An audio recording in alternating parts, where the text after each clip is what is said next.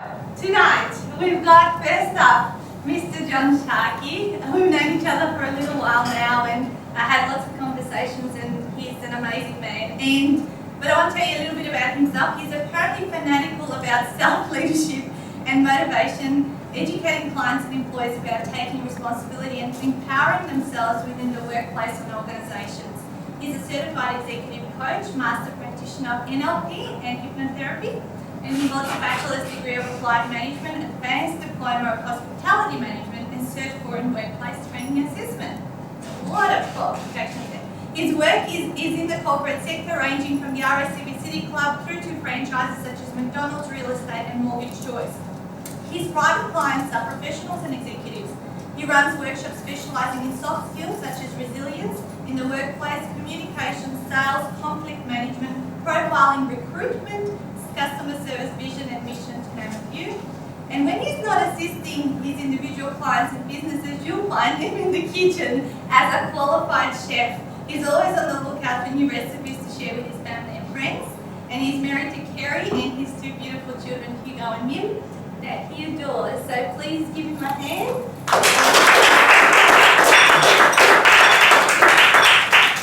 Thanks very much. Thank you. Thanks, Nat. It's good to be here, particularly on Anzac Day. Everybody had a great Anzac Day? Yeah. It's I'm not originally from Australia, but yeah, I do find that, and I would say that it's a privilege to live in this country. It's not a right at all, and bringing my kids and my family is fantastic. So we've got about 15-20 minutes today to have a conversation around the three top tools to use to attract more clients. I'm just curious, would that be of value to people tonight if we could have a little bit of insight? Yeah? Yep.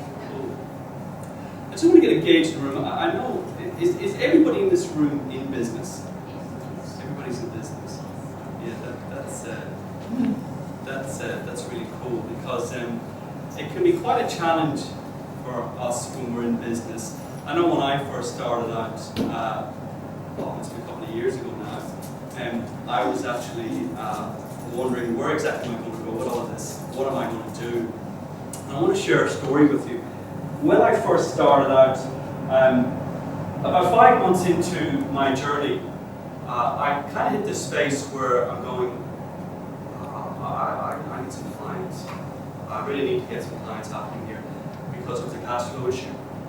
Yeah, everybody, start with the cash flow issue. Yeah. Let's just give you a show of hands. How about both hands? You know, it's really interesting. It's cool to be cool with the fact that early on in business, you're going to struggle with cash flow. And when I was first starting in business, nobody told me that. Nobody said, you know what, John, you're not so difficult with cash flow at the very beginning. I did a lot of reading to get an understanding of this stuff. I started going, where am I going to find out what to do in business? The conversation I had with a mentor on a network program, he said, how are you going, John? I said, well, I got to tell you, at the moment I'm struggling. He said, what are you struggling with? I said, I'm struggling with the fact that I need clients. And he said, say that again to me, John. I said, I need clients. He said, how do you feel? I said, what do you mean? He said, how do you feel when you say that? Need. He said, physiologically. And I said, well, I feel kind of tight. He said, that's right. He said, you are. How about you start using your language around, I choose to now attract the clients that I want to have in my life. Now, I thought that was kind of interesting, and I thought that over there, I'll come back to it later. So, when Nat said to me, John, I want you to come up with something around, something short, something sharp, because it's a broad scope around attracting clients. What kind of clients? Who are they? How much do they earn? What do they look like? Where are they from? What language? I mean, you can go on and on and on and on. So what I want to serve you guys tonight is just to give you an insight of what I do in my own personal life, or what I learned to do at the very, very beginning. That'd be cool. Is it okay if I share that with you? A lot of these concepts, rules, whatever you want to, models, whatever you want to call them, have been around a long time. There is no such thing as new thinking. Okay, there's no such thing as a new idea. You all agree with that, yes? Yeah. The scary thing that I discovered is that Fully for coaches, 83% of coaches will not be around in 3 years. That's scary. The other scary part of that is 94% of small businesses will not be around in 2 years. And there's only 3 reasons why businesses are not around. Number one is they don't have the right people or staff in the business. Number 2 is they don't have cash flow, which is something that a lot of us actually struggle with a lot of the time. I'll come back to number 3 later on. Okay. We don't have the PowerPoint, and that's okay. I would say that everybody wants to come up forward, but that's okay. I'll just go along. I'm actually going to use the whiteboard. Is that okay? Can I improvise and just use this here? So the first, what I want to tell you is, I'll go back to the story.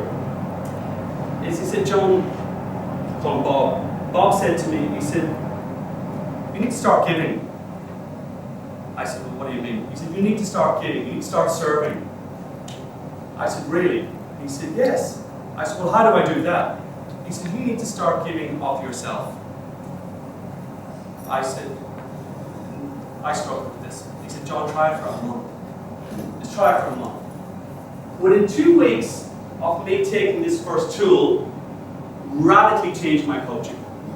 My business just went from having lots of pro bonos to all of a sudden people coming to me and saying, are you available for coaching? Can you send me your package? Out of the blue. So it's a bit like driving your car. I don't know what kind of car you drive, but mine's it's a decent thing. The point I'm making is, it doesn't matter. I don't need to know what's under the engine. I just need to know that when I get in and turn the key, it works. Push the button, whatever. It works.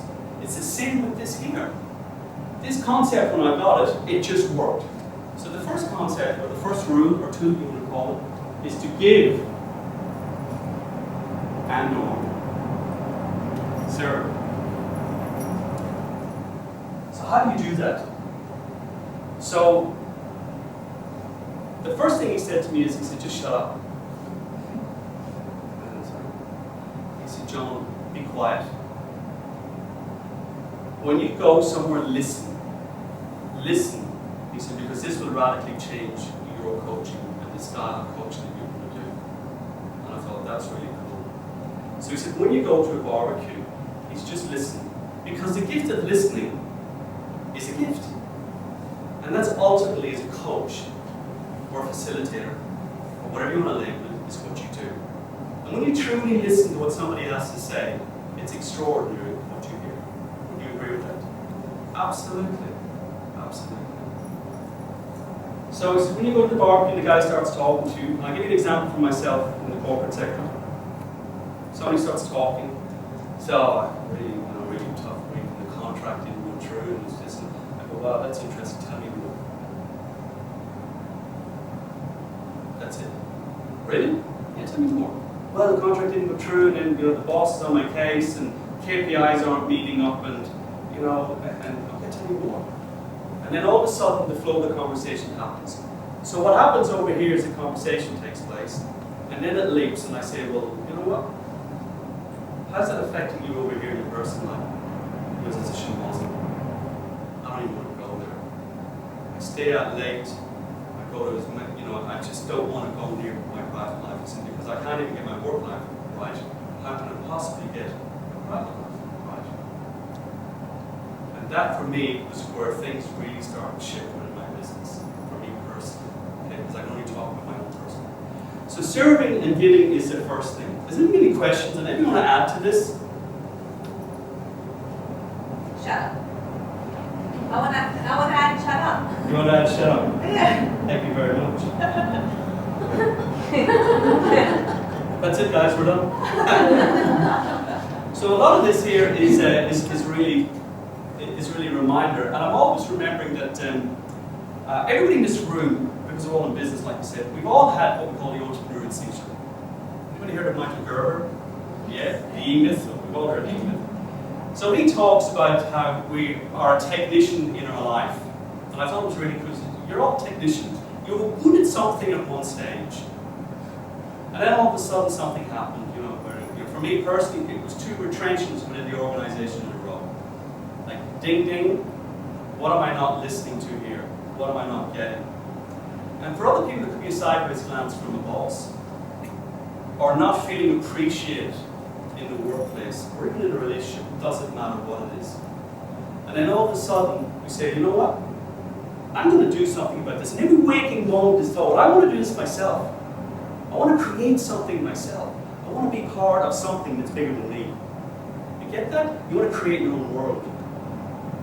But Gerber talks about that creating your own world can actually come at a cost.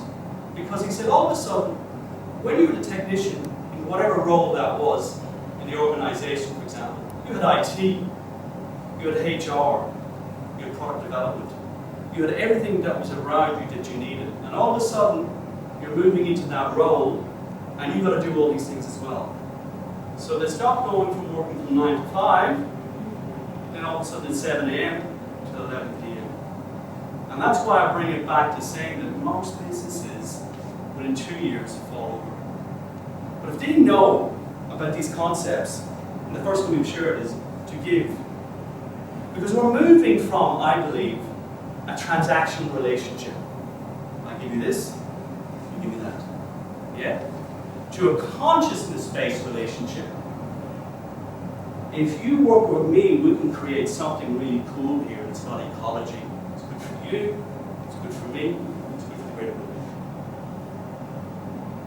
And it becomes about this. So it's creating that something special. And therefore, by serving and giving on a continuous basis, and anybody who's a coach in this room will understand the terminology servant's heart. Servant's heart. I never got that. Servant's heart. I went to corporate talk about servant's heart. Are you kidding me? You call me down. But the really cool thing about that is, that's what actually made me attractive as a coach. Because I came from the heart once I went into that sector and was free to be me. Nobody else was doing that because everybody else was wearing a mask. And as soon as you remove the mask and you become yourself, then you're serving. And that was the difference. Make sense? Making sense. Thank you very much. Transactional to what? We're moving from a transactional relationship to a consciousness-based relationship.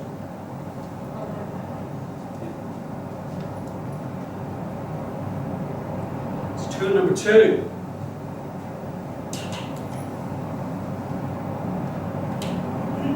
Build relationships. It's not you, but we forget. We forget that everything is a relationship. Everything. We have a relationship with how we dress. We have relationships with our cars.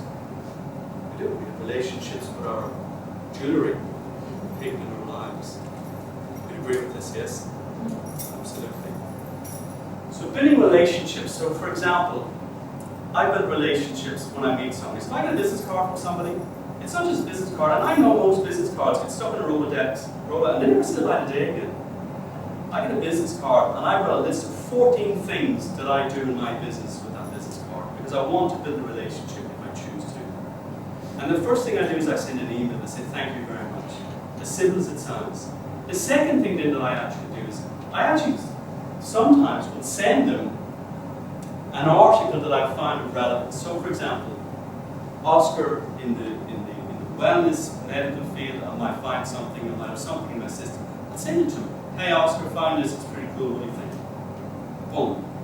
Loves it. Then I might send a postcard. I've got postcards now with really cool sayings on it, my logo. What do we do with postcards? Stick them up on the fridge. Stick them up on the wall, stick them in the kids' playroom. And they stay up there for months. For months. Now this might sound like it's marketing. And you're always marketing, aren't we? I only got 20 minutes. It's such a pro today. Yeah? So we're always marketing. Even when you're not marketing, you're marketing. Absolutely, I've heard that so many times and it's so true. So there's other things that I send in there. And I tick it off as I go along. And in the big folder, and it makes such a difference. And that's what I mean by building the relationship. It's not transactional. And when you meet that person, and you will meet that person out somewhere again, because it's a small world, and they'll say, you know, that was really cool, you sent me that postcard. Thank you very much. I loved it. Thank you. Can I check in here? Anybody getting value from this? Yes. Has anybody any questions on this so far? Please, bring me a question. I want to know what the other 11. Yes. I should have brought, I'll email it to you. Yes, please. I would love that. Yeah, it's absolutely. I'll check it. You email me on email. I just did a lot of stuff, but I'm thinking, 14? Yeah. Depending on who the client is, I would send it, or even the person, I would send it a book. You know what, guys, you know, we've all been to Chad's, and downstairs in Chad's, I can't be about marketing them, but there's books for $5. I mean, are you kidding me? I can't even, you know, get a cafe latte and you know, a marshmallow for that. Really? When you send somebody a book, it's a gift. It's a gift, particularly if it's something spiritual. I go and I'll buy 20, you know, I go and spend $20 and get 4 or 5 books and walk away. But the time will come where I'll go, Wendy's into networking. Wendy, lovely to meet you tonight. Fantastic, bang. The relationship has already begun. Okay. I have to agree, like it's just the little things that really make a big difference. I do my 6-week course where I work with women, I send them little like love postcards during and just sort of like from a secret admirer stuff in the moment. And they know it's from me. It's just, it makes all, just little things make a huge difference for clients. Makes you feel good, right? Yeah. Makes a nice difference. And Camille has just said the magic word, feel. We're all feeling emotion. There's nothing we don't do in life that we don't do for emotion. From the minute you get up in the morning, where's the first room you're running to? How do you know that? Because you feel it. Yeah? Do you have 2 wheelies or 1 wheelie? You know, or 3, whatever. But the point of it is it's because we're driven by emotion. But we just take it for granted. But it's creating that awareness with ourselves that allows us to move forward. Okay.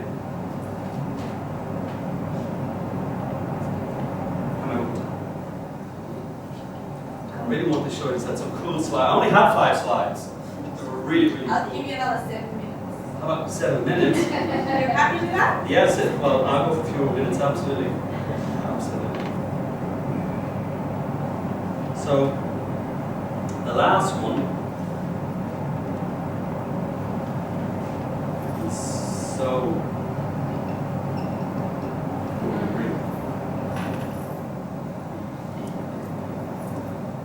So,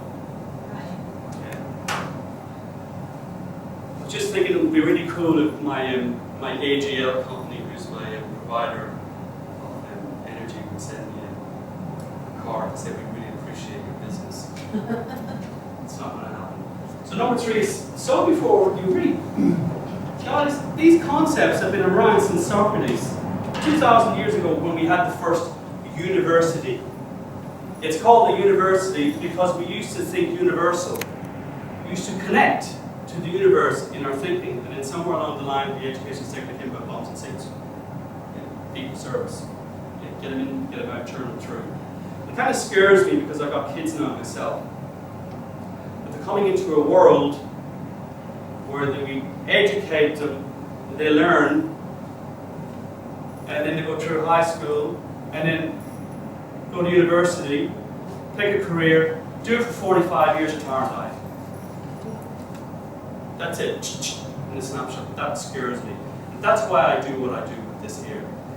Because I tend to find when I go into organizations, I say to these guys, after I've done 1 and 2, I give myself a bit of relationships. Then I'm in a position to say, you know what? You're actually going to have an attrition rate in this room of 17 or 18 people.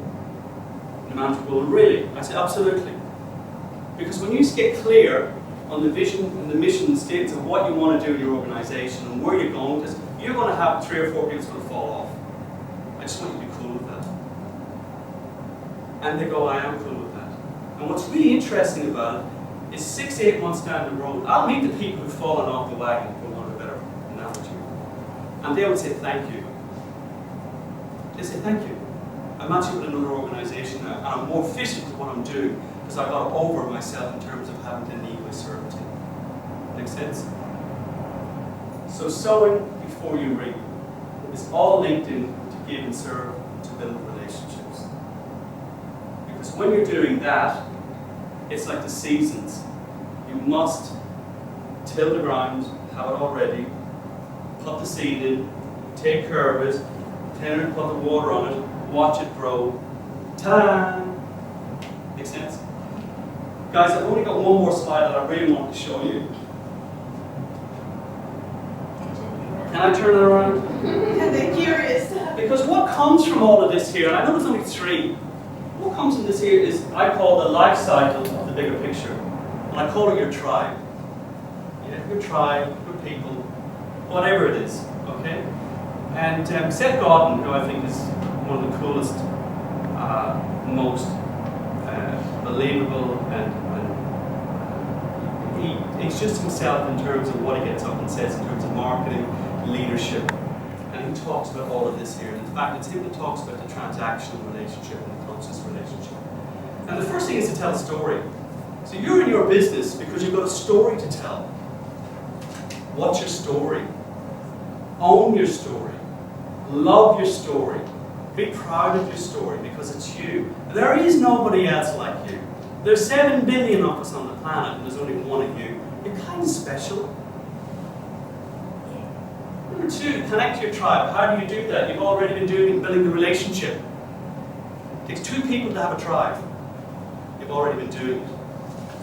The third is to lead the movement or lead the tribe. What do you do with that tribe? For me, it's about going in there with the corporate sector and saying, get out of your head and into your heart. Okay? That's the short version. But it really, that's what I'm about. And then make the change. And as the change happens, start all over again. Is that cool? Everybody get that? Can everybody see that? Guys, I'm going to leave it at that and say thank you very much.